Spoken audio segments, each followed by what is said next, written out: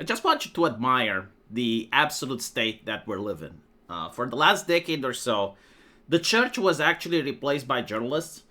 And when I say this, I mean that almost every single article about everything was from the perspective of morality. It's like how to be a moral person. And it's like a moral person doesn't like racist. A moral person is an anti-racist. A moral person tolerates looting. Do you guys remember that? Like in defense of looting. A moral person doesn't enforce the border with violence. It just allows asylum seekers in. It's like article after article after article about what it is to be moral. And that even extended in the world of entertainment. It's like every single video game, every single movie needs to be diverse, inclusive, and equitable. And if you don't go and see Disney, you're a racist. If you don't like the new Ariel being made black, you're a racist. Like just non-stop morality, basically, 24/7. And this is where we are right now. You know, like the moral ones from the Rolling Stones are saying that people are losing their jobs for criticizing slain free speech advocate Charlie Kirk. So at least they don't say far right, because for those of you that don't know, a lot of European publications are pretty much adding far right to him in order to suggest that maybe he deserved it.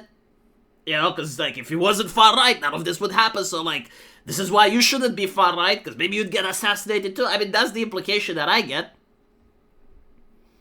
And this is from the Rolling Stones, right? Which, again, the internet is forever. And we have this article from 2023. Like, this is not some offense necromancy pulling shit from a decade ago. This is literally from 2 years ago, where they say why cancel culture is good for democracy. So why are they squealing right now? Why are they so upset? Well, apparently journalists, publicists, and colleague faculty have been fired after calling the right-wing influencer a divisive figure and making light of his assassination. I love how they're leading with the divisive figure approach. No one got fired for calling Charlie Kirk a divisive figure.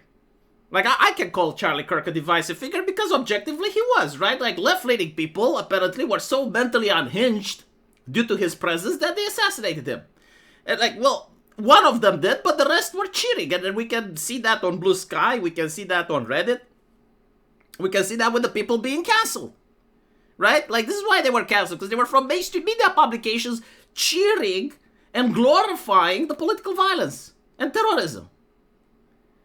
And that's why they were fired, right? But he was divisive, yes. Like, in the United States of America, he separated men from monsters.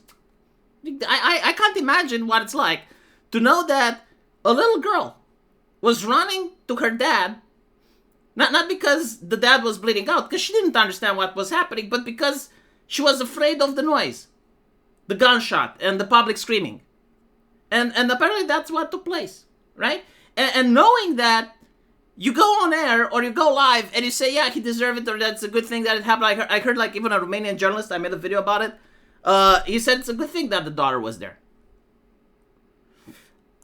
And so, are these people getting canceled? Yes, absolutely. Now the question is, and I saw Asmongold tackle this as well, it's like, well, what about the free speech? What about the free speech? Like, are you okay with people getting canceled? And my question is like, what free speech? For the last decade, we had safetyism. And the reason that leftists behave this way, including people from the mainstream media and academia, is because up until now, there was zero consequence for them.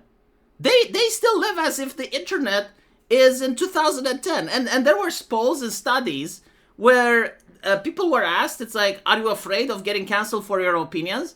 And the only group of people that were people on the far left. Because you get to see what's happening on Twitch. There was this guy a couple of hours ago getting banned because he said that the killer should get the death penalty. And apparently that's too far for Twitch, but when Hassan Piker says extremist shit, that it even gets into Fox News, that it even gets into the New York Times, that's fine. Because there were two rules on the internet, right? Like, the left could be as extreme, as unhinged as humanly possible, whether it's on Reddit, whether it's on Blue Sky, platforms that allow the unhingedness, because they're not platforms, you know? Like, if I go there and I have a couple of right-wing takes, I get banned. So people on the far left are allowed to run their mental asylum, and people on the right constantly banned, constantly suppressed for jokes, for metaphors, for memes. And so this is not sustainable. It's not sustainable because the right isn't about playing fair, it's about ending the humiliation. And ending the humiliation can be done in two ways. And I said this before, either everyone has free speech, and the right wings is also allowed to be unhinged and insane and say everything that the left is saying. And then you have like the extremists fighting each other, which would be great. So we have free speech for everyone, and then our values get to be upheld. Or we have free speech for no one, and we have safetyism and trust and safety. And that means getting the left banned. And that means getting the left censored. If a right wing would have got the censored, so should a leftist. And the main problem, it's like, these people, I swear to God, like they have no more critical thinking. Like, how can you be a journalist working at a big publication and you see that a guy gets assassinated, which is not just a political ally, but it's also a personal friend of the US president and is supported by millions of people, and you know that he's not really that out there, right? And then you go and you say like the most crazy batshit take. Like, what do you think would happen? Of course, people will call and demand for your resignation. And in a world where right-wingers are in power, yeah, probably sponsors don't want to mess with that. And it's also a bad look.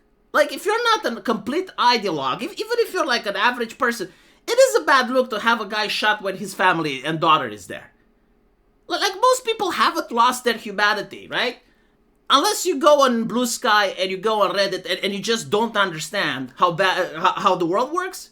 Because, like, you're surrounded by awful people, and people that are unhinged get promoted by the algorithm. But, like, outside of those spaces, no, most people, even leftists, I know even Democrats that looked at that and they were like, okay, well, that's fucked up. And so now is not the time to go on air and to say the most vile thing.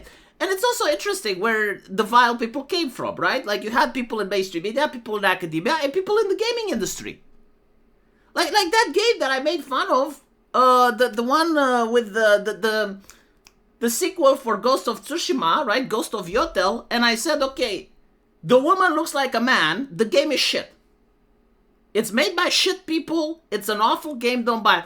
And people told me, it's like, oh, well, so you just want tits, huh? You just want a good.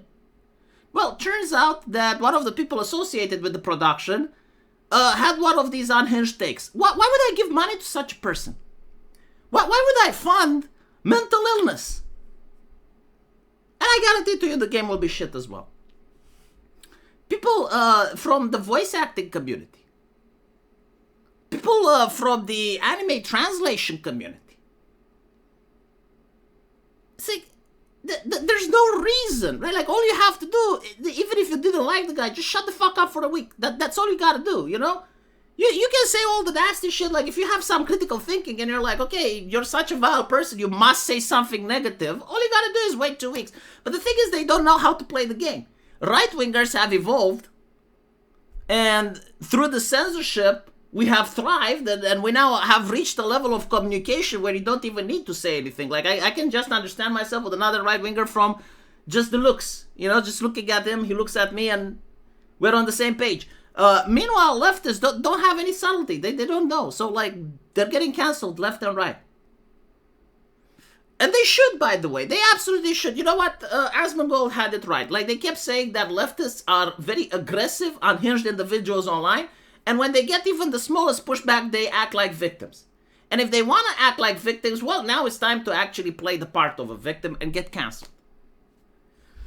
The exact same people that advocated for the sanitization of games, for the sanitizations of anime, for the banning of anyone that disagreed with them, and for installing the safetyism online, are now the most unhinged individuals. And again, all you have to do is to read this article and you'll see cases after cases after cases of like, how the fuck can you say that?